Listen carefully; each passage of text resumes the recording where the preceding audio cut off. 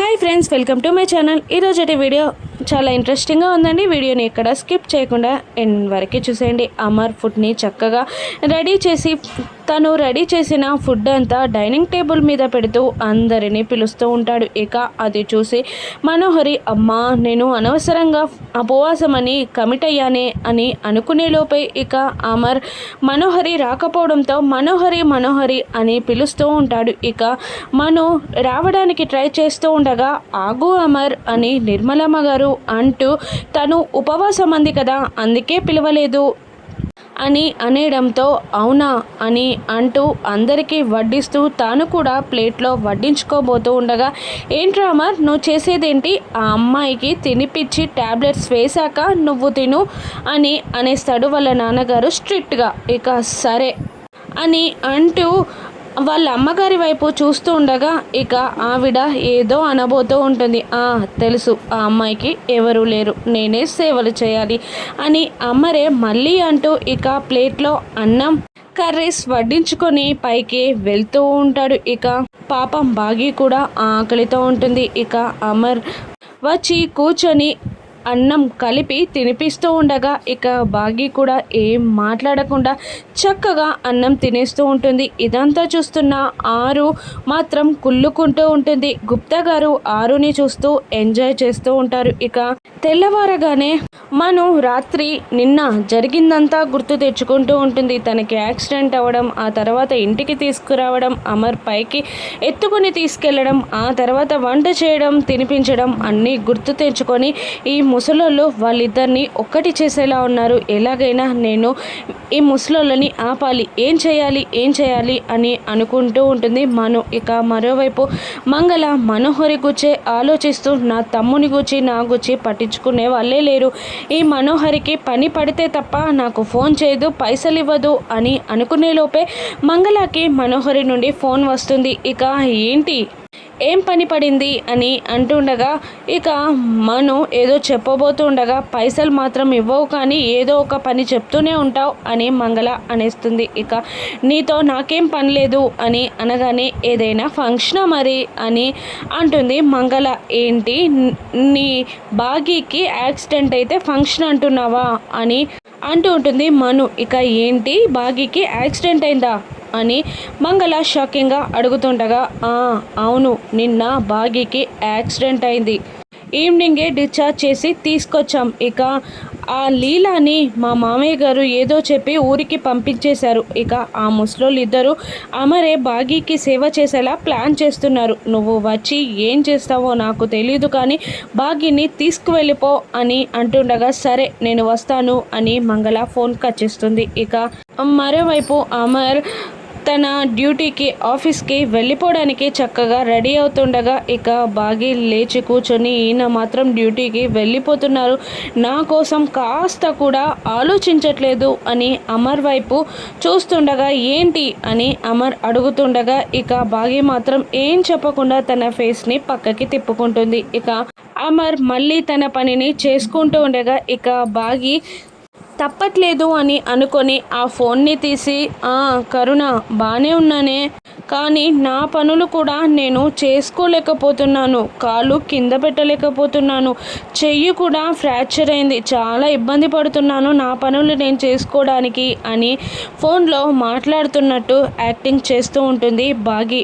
ఇక నా పనులు ఎవరు చేస్తున్నారా, ఇక మా మామయ్య గారేమో తాళి కట్టిన భర్తే అన్ని పనులు చేయాలి అన్నారు అని అంటూ ఉంటుంది బాగి ఫోన్లో. ఇక అమర్ అది వింటూ ఉంటాడు. ఇక మళ్ళీ వినపడిందా తాళి కట్టిన భర్తే అని నొక్కి మాట్లాడుతుండగా ఆపు అని అంటూ నిజంగా నువ్వు ఫోన్లో మాట్లాడుతున్నావా అని అమర్ అడిగేస్తాడు. లేదు అని బాగి నిజం చెప్పేస్తుంది. మళ్ళీ ఎందుకు అలా చేస్తున్నావు అని అమర్ అడుగుతుండగా మరేం చేయమంటారు నాకు ఆకలేస్తుంది అని అనేస్తుంది బాగి. అయితే వెళ్ళి తిను అని అమర్ అంటుండగా టిఫిన్ చేయాలి అంటే ముందు బ్రష్ చేయాలి, ఫేస్ వాష్ చేసుకోవాలి, ఫ్రెష్ అవ్వాలి అని బాగి అంటూ ఉంటుంది. ఇక అయితే వెళ్ళు అని అంటుండగా ఇక తన కాలిని చెయ్యిని చూపిస్తూ ఉంటుంది బాగి. ఇక సర్లే సేవలు చేస్తానని కమిట్ అయ్యాక నాకు తప్పుతుందా అని అంటూ ఇక సేవలు చేయడానికి దగ్గరికి వస్తూ ఉంటాడు. ఇంకా ఇలా అంటూ ఉంటాడు, అమర్ నువ్వు అమ్ముని కాపాడవనే కన్సర్న్తోనే నేను నీకు సేవలు చేస్తున్నాను, వేరే ఏం లేదు అని అంటుండగా, వేరే ఉంటుందని నేను కూడా ఎక్స్పెక్ట్ చేయను అని బాగి అనేస్తుంది. ఇక రా అని అమర్ అంటుండగా ఇక అమర్ భుజాలపై 2 చేతులు వేసేస్తుంది బాగి. ఏంటిది అని అమర్ అంటూ ఉండగా, ఎత్తుకుని తీసుకెళ్తారు కదా ఎలాగూ అని అంటూ ఉంటుంది బాగి. ఇక అమర్ నీకు సేవలు చేస్తాననడం నాది తప్పు అని అనేస్తాడు అమర్. ఇక మెల్లిగా తన చేతులని తీసేసి నడవడానికి ట్రై చేస్తుండగా కింద పడిపోతూ ఉండగా మరి అమర్ మళ్ళీ పట్టుకొని మెల్లిగా అడుగులో అడుగు వేయించుకుంటూ వాష్రూమ్లోకి తీసుకెళ్తాడు. ఇక బ్రష్ పైన పేస్ట్ పెట్టి ఇవ్వబోతుంటే తన 2 చేతులని చూపిస్తుంది బాగి. ఇక ఈ అని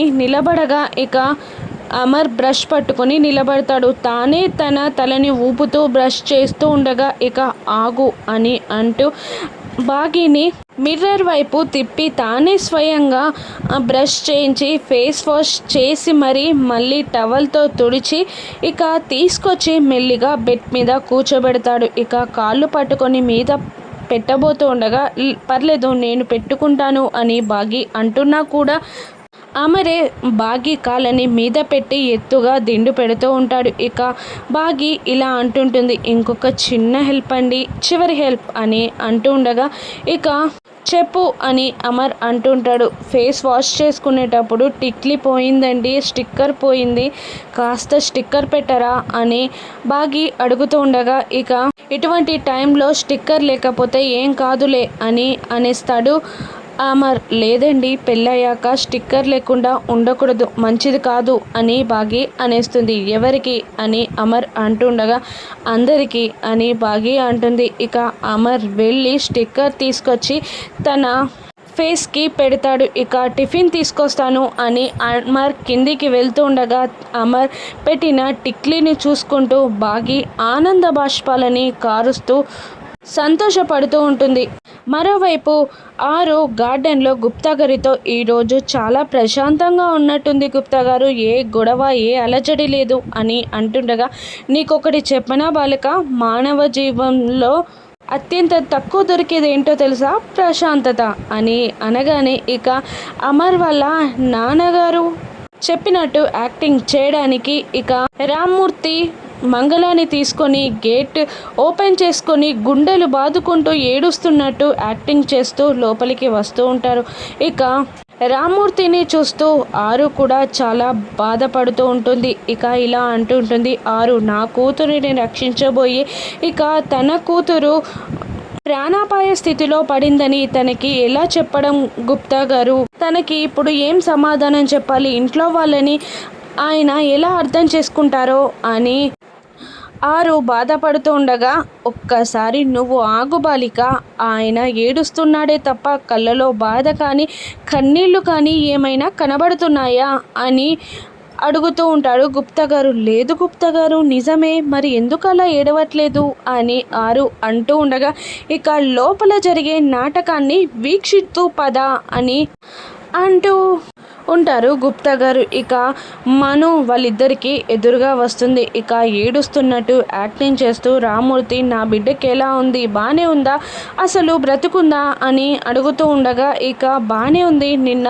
సాయంత్రమే డిశ్చార్జ్ చేసి తీసుకొచ్చారు, తన పనులని తాను చేసుకోలేక చాలా ఇబ్బంది పడుతుంది, ఏం చేస్తారో బాబాయ్ గారు, ఇక మీ అమ్మాయిని ఇక్కడే వదిలిపెడతారో మీ ఇంటికి తీసుకెళ్తారో మీరే చూడండి అని మను వాళ్ళని డైరెక్ట్గా ఇంటికి తీసుకువెళ్ళమని హింట్ ఇస్తూ ఉంటుంది. ఇక రామ్మూర్తి అమ్మా బాగి అని యాక్టింగ్ చేస్తూ ఇక హాల్లోకి వెళ్ళగా, బాబాయ్ గారు బాగి పైనుంది అని అనగా, ఇక రామ్మూర్తి పైకి వెళ్తూ ఉండగా మంగళని పక్క రూమ్లోకి తీసుకెళ్తూ ఉంటుంది మను. ఇక మనిద్దరం చెరోవైపు వెళ్దాం అని అనుకుంటూ ఇక ఆరు ఏమో రామ్మూర్తి మిస్సమ్మల దగ్గరికి వెళ్తే గుప్తా గారేమో ఇక మను మంగళ దగ్గరికి వెళ్తారు. ఇక మను ఇలా అంటుంటుంది, ఏం చేస్తావో నాకు తెలియదు, ఈ ముసలోళ్ళిద్దరూ వాళ్ళిద్దరిని కలపడానికి చాలా ప్లాన్ చేస్తున్నారు. కానీ నువ్వు ఇప్పుడు ఎలాగైనా ఇక బాగీని ఇక్కడ నుండి తీసుకెళ్ళాలి. కాళ్ళు కట్టేస్తావో చేతులే విడిసేస్తావో నాకు తెలీదు, కానీ ఇక జీవితంలో తను ఇంట్లో అడుగు పెట్టకూడదు అని మను మంగళతో చెప్తుండగా సరే అని మంగళ అంటుండగా ఇక గుప్తా గారు పక్క నుండి చూస్తూ ఉంటారు. ఇక బాగి ఇలా అంటుంటుంది రామూర్తిని, నాకు నిన్ననగా యాక్సిడెంట్ అయితే మీరు ఇప్పుడే వచ్చేది నాన్నగారు అని అంటుండగా, ఇప్పుడు కూడా రాననే అనుకున్నాను, కానీ మీ పిన్నియే నన్ను బలవంతంగా తీసుకొచ్చింది అని అంటుండగా, అదేంటి నాన్న అలా మాట్లాడుతున్నావు, ఏమైంది అని బాగి అడుగుతుండగా, నిన్న మీ మామయ్య గారు నాకు కాల్ చేశారు అని చెప్తుంటాడు రామూర్తి. అవునా, అయినా నేను ఎలా ఉన్నాను అని అడగకుండా ఆయన నన్నెలా చూసుకుంటున్నారు, నా పైన ప్రేమ పుట్టిందా అని అడుగుతున్నారేంటి అని బాగి రామూర్తిని అడుగుతూ ఉంటుంది. పక్క విండో నుండి ఆరు అదంతా వింటూ ఉంటుంది. ఇంకా రామూర్తి ఇలా చెప్తూ ఉంటారు, అదే చెప్పేది వినమ్మా, నిన్న మీ మామయ్య గారు నాకు కాల్ చేశారు, నేను కానీ మీ పిన్ని కానీ ఈ ఇంటిలో అడుగు పెట్టకూడదని వాళ్ళిద్దరూ కలవడానికి నేను ప్లాన్ చేస్తున్నానని చెప్పారు అని అంటూ ఉంటాడు రామూర్తి. అవునా, ఇప్పుడు ఏం చేస్తావు నాన్న మరి అని బాగి అడుగుతుండగా, నిన్ను తీసుకెళ్తానని పెద్దగా నాటకం ఆడతాను, డ్రామా వేస్తాను, కానీ ఈ ఇంట్లోనే వదిలిపెట్టి వెళ్ళిపోతానమ్మా, నిన్ను ఈ ఇంటి గడప దాటించే హక్కు కానీ అధికారం కానీ ఎవరికి లేవమ్మా, అది ఎవరి వల్ల కూడా కాదు అని బాగీతో ప్రేమగా అంటుంటాడు రామూర్తి. ఇక రామూర్తి నా మాటలకి ఆరు షాక్ అవుతూ ఉంటుంది. ఇక ఏం జరగనుంది, రామూర్తి ఆడే నాటకం ఏంటో నెక్స్ట్ ఎపిసోడ్స్లో చూద్దాం. Thank you for watching.